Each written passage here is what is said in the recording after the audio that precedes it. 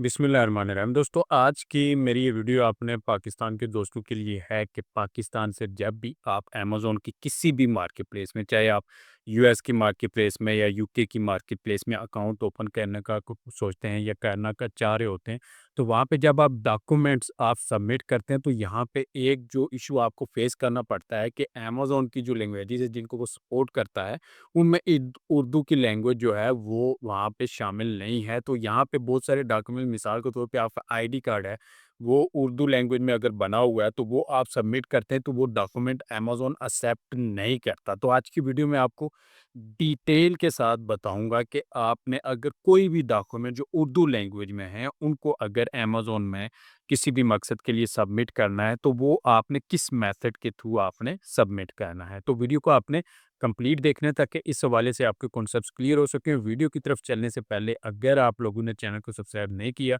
तो ज़रूर सब्सक्राइब कर लें ताकि आने वाली मज़ीद वीडियोज़ भी आपको मिलती रहें। उससे पहले भी हम लोग अमेज़न के हवाले से, अमेज़न टूल्स के हवाले से बहुत सारी वीडियोज़, कोर्सेज़ अपलोड कर चुके हैं, वो भी आप लोग ज़रूर देखिएगा।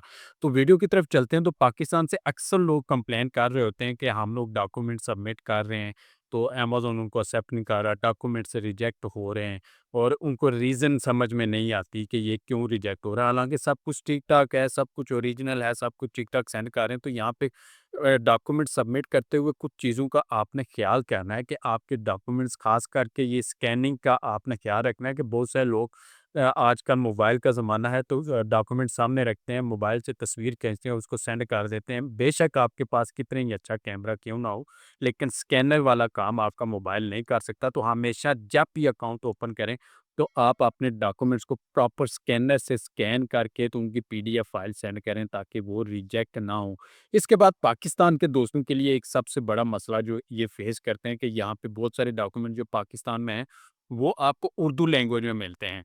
तो यहाँ पे उर्दू लैंग्वेज अगर आप अमेज़न को सेंड करते हैं उर्दू लैंग्वेज के डॉक्यूमेंट्स, तो अमेज़न अक्सर उनको रिजेक्ट कर देता है। 99% अमेज़न उनको रिजेक्ट कर देता है, क्योंकि अमेज़न ने बताया हुआ है कि वो कौन-कौन सी ज़ुबानों में जो डॉक्यूमेंट्स हैं उनको एक्सेप्ट करता है और कौन-सी में नहीं करता। तो यहाँ पे उर्दू में जब आप सबमिट करते हैं तो आपके वो डॉक्यूमेंट्स भी रिजेक्ट हो जाते हैं।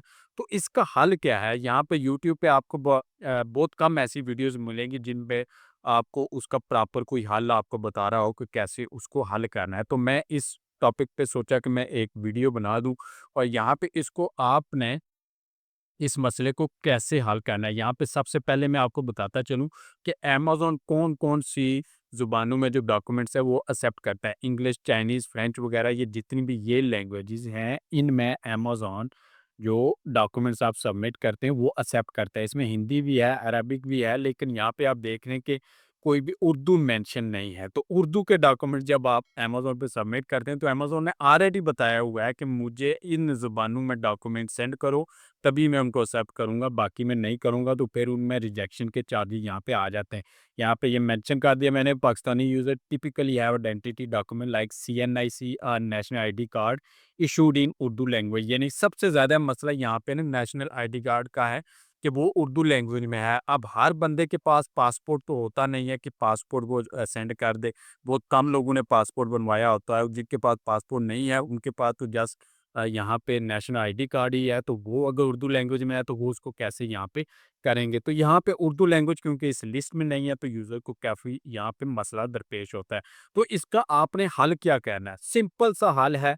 यहाँ पे आपको मैं हल बता देता हूँ कि यहाँ पे आपने अक्सर आप कहीं भी कोर्ट्स में जाएँ या कहीं भी आपका चक्कर लगा हो, बहुत से वकीलों के पास एक नोटरी स्टैंप होती है। सभी वकीलों के पास नहीं होती, लेकिन कुछ ख़ास वकील हैं जिनके पास यहाँ पे नोटरी स्टैंप अवेलेबल होती है। तो आपने क्या करना है, आपने notarised translation is translated document that has been verified and certified by a notary public as an accurate translation of the original document. तो यहाँ पे आपने क्या करना है, आप वहाँ पे किसी भी कोर्ट के बाद यहाँ पे वकील वगैरह बैठे होते हैं, वहाँ से पता करें नोटरी स्टैंप किस बंदे के पास है, उस बंदे के पास जाएँ, उसको बोलें कि मेरा ये उर्दू में आईडी कार्ड है, मैंने इसकी ट्रांसलेशन करवानी है इंग्लिश लैंग्वेज में, तो मुझे इसकी इंग्लिश लैंग्वेज में ट्रांसलेशन का एक पेज पे वो लिख के दो और उसके बाद यहाँ पे नीचे नोट वो अपनी नोटरी की स्टैंप वगैरह वेरिफिकेशन और सिग्नेचर वगैरह करेगा, जिससे उसकी वेरिफिकेशन हो जाती है कि ये वेरीफाइड डॉक्यूमेंट। तो उसको भी यहाँ पे कुछ चीज़ें आपने ख्याल करना है कि must be translated into an accepted language. Accepted जो यहाँ पे इसने लिस्ट दी है इन्हीं में से होना चाहिए, तो ज़्यादातर आप इंग्लिश को ही यहाँ पे करेंगे, चूज़ करेंगे, तो इंग्लिश में होना चाहिए। Must include official notary stamp and signature, यहाँ पे जो नीचे वो नोटरी स्टैम्प लगाएगा वो ओरिजिनल होनी चाहिए, उसके सिग्नेचर ओरिजिनल होने चाहिए। Must include the original Urdu Urdu document along side the translation. ऐसा नहीं है कि आपने जस्ट यहाँ पे इंग्लिश वाली ही सेंड कर देनी है, उर्दू वाली साथ उसके लाज़मी आपने स्कैन कॉपी सेंड करनी है और साथ में उसके इंग्लिश वाली ये नोटरी स्टैंप वाली आपने सेंड करनी है। उसके बाद यहाँ पे must be clear and readable with all information accurately translated. एक तो ट्रांसलेशन एग्जैक्ट होनी चाहिए और उसके बाद क्लियर होनी चाहिए। मैं फिर आपको कह दूं कि आपने मोबाइल से तस्वीर खींच के नहीं करना, बल्कि आपने किसी प्रॉपर स्कैनर से स्कैन करके उसको करना है। Must be in colour and show all ages of the documents. अब यहाँ पे एक मिस्टेक करते हैं अमेज़न पे, जब आप डॉक्यूमेंट सेंड करते हैं तो आप पूरे का पूरा पेज को यहाँ पे आप देखते हैं कि यहाँ पे इसका टेक्स्ट लिखा हुआ है, उस टेक्स्ट के एरिया को आप स्कैन करवा लेते हैं और बाकी आप यहाँ पे कर दें। नहीं, आपने पूरे पेज को, बल्कि आपका पेज छोटा, यहाँ इधर तक आपका रीजन आना चाहिए, पूरे का पूरा पेज यहाँ पे अमेज़न को शो होना चाहिए।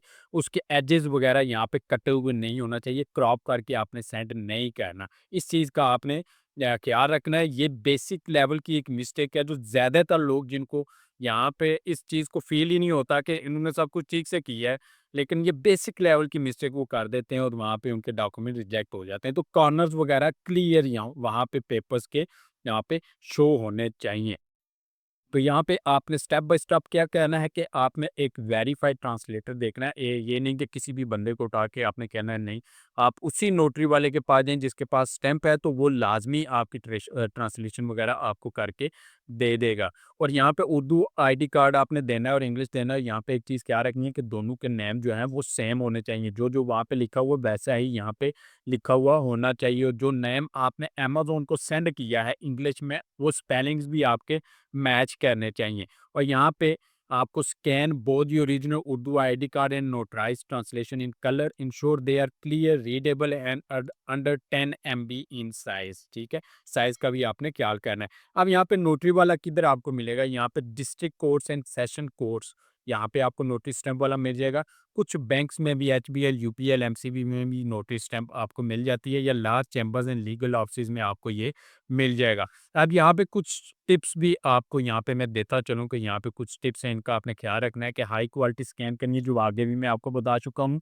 उसके बाद ट्रांसलेशन आपने लाजमी वेरीफाई करनी है कि जो आपने ट्रांसलेट किया उसके स्पेलिंग वगैरह ठीक होने चाहिए। फाइल्स PDF, JPG या PNG इनमें करनी चाहिए, और 10 MB से कम उसका साइज़ होना चाहिए। और यहाँ पे आपने कॉमन मिस्टेक जो आप करते हैं, सबमिटिंग ओरिजिनल उर्दू डॉक्यूमेंट जो आपको सेंड कर देते हैं, आप उनको विदाउट नोटराइज ट्रांसलेशन ट्रांसलेशन के बगैर ही आप उर्दू डॉक्यूमेंट सेंड कर देते हैं, तो वहाँ पे रिजेक्ट हो जाते हैं। उसके बाद ब्लैक एंड वाइट कॉपीज़ आप लो क्वालिटी स्कैन या तस्वीरें खींच के आप कर देते हैं, वो है। और यहाँ पे unauthorised translators are non certified notary services, इनसे आप अगर सर्विस लेते हैं तो वहाँ पे भी रिजेक्ट हो जाता है। तो इन चीज़ों का आपने ख्याल रखना है कि ऑथेंटिक बंदा हो जिससे आप ट्रांसलेशन करवाएंगे। तो अगर यहाँ पे आपका उर्दू में डॉक्यूमेंट्स है, चाहे CNIC आपका है या कोई भी और डॉक्यूमेंट्स है जो अमेज़न को आपने सेंड करना है, उर्दू लैंग्वेज में है, आप वहाँ पे किसी भी कोर्ट वगैरह, यहाँ पे लीगल ऑफिस वगैरह वकील बैठते हैं, वहाँ पे आप जाएँगे, जिस बंदे के पास नोटरी स्टैंप है उसके पास जाएँगे, उसको बोलेंगे कि मुझे ये इंग्लिश में ट्रांसलेट कर दो, वो आपको इंग्लिश में ट्रांसलेट करके देगा। वहाँ पे नीचे वो अपनी स्टैंप, नोटरी स्टैंप वगैरह सिग्नेचर करके दे देगा। और उसके बाद ये नहीं कि जस्ट आपने वहाँ पे वही नोटरी वाली आपने डॉक्यूमेंट सेंड करने, बल्कि ओरिजिनल उर्दू वाला भी सेंड करना है। ये नोटरी वेरीफाइड ट्रांसलेशन ये भी आपने लाजमी सेंड करनी है, और आपकी लाजमी आपने प्रॉपर स्कैन से यहाँ पे स्कैनिंग करके डॉक्यूमेंट्स, और उनके डॉक्यूमेंट्स को क्रॉप नहीं करना, बल्कि पेजेस के एजेस यहाँ पे बिल्कुल साफ क्लियर शो होने चाहिए, वो आपने सबमिट करने, तो अमेजोन आपके डॉक्यूमेंट्स को एक्सेप्ट कर लेगा। तो उम्मीद है कि इस हवाले से आपके कॉन्सेप्ट्स क्लियर हो गए होंगे। मज़ीद कोई भी क्वेश्चन आपके ज़हन में आता है, आप कमेंट करके मुझसे पूछ सकते हैं और अगर आपको वीडियो पसंद है, वीडियो को लाइक करें, चैनल को सब्सक्राइब करें, अपने दोस्तों से भी इसको ज़रूर शेयर करें।